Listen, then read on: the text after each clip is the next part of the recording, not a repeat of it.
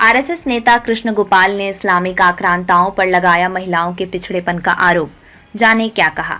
राष्ट्रीय स्वयंसेवक संघ के संयुक्त महासचिव कृष्ण गोपाल ने दिल्ली यूनिवर्सिटी के एक कार्यक्रम में बोलते हुए कुछ ऐसा कहा जो चर्चा का विषय बन गया है।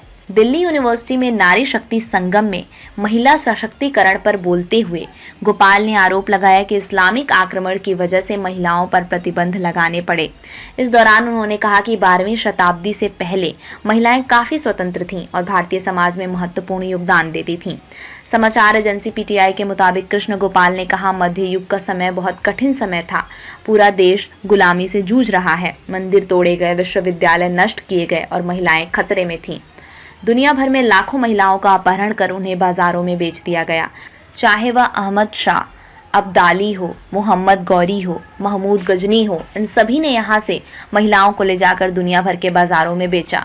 उन्होंने आगे कहा, वह बहुत अपमान का युग था, इसलिए महिलाओं और लड़कियों की सुरक्षा के लिए हमारे समाज ने उन पर कई प्रतिबंध लगा दिए और इसके बाद उन्होंने महिला स्कूलों, गुरुकुलों में जाना बंद कर दिया और अशिक्षित हो गए।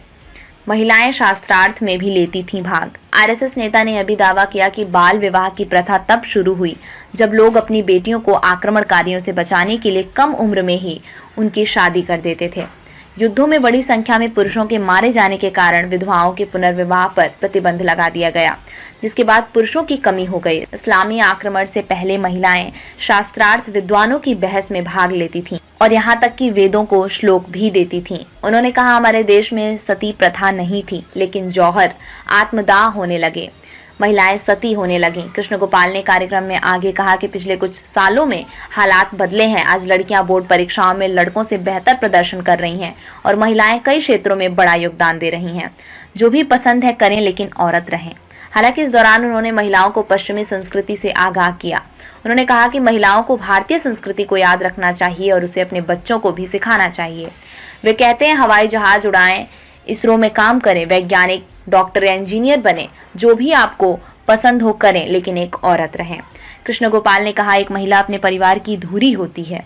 इसे याद रखें, एक महिला ही है जो अपने बच्चों में मूल्यों को आत्मसात करती है। परिवार की देखभाल करना और घर में रसोई में काम करना किसी मनचाहे क्षेत्र में काम करने जैसा है। क्या आप जानते हैं कि जब नेहरू जी प्रधानमंत्री थे तो इंदिरा जी, पूर्व प्रधानमंत्री इंदिरा गांधी, अपनी रसोई खुद संभालती थीं। हमारे देश में महिलाएं सम्मानजनक पदों पर हैं। हमें अपना अतीत देखना चाहिए, वर्तमान को देखना चाहिए। जो अच्छा है उसे बनाए रखना चाहिए, जो सही नहीं है उसे सुधारना चाहिए।